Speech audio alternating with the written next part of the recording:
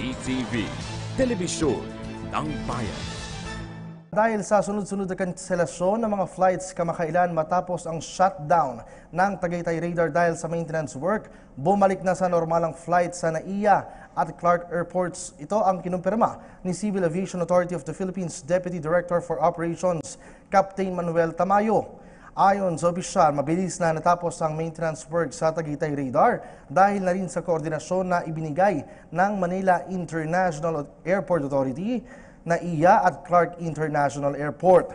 Dagdag pa ni Tamayo, malaking tulong rin ang pagsasaayos ng Tagaytay Radar upang mas matutukan ng kaap ang traffic congestion at maging ang paglapag at paglipad ng mga eroplano. Nagpapasalamat rin ang kaap sa malawak na pangunawa ng mga naapektuhang pasahero dahil sa ginawang maintenance work. Maaari niyo po aming sundan sa aming social media account www.ptvnews.ph at sa @ptvph. At yan po mga nakalap na balita hanggang sa oras na ito. Para sa PTV News, break ako po yung lingkod, Kirby Cristobal. Magandang hapon.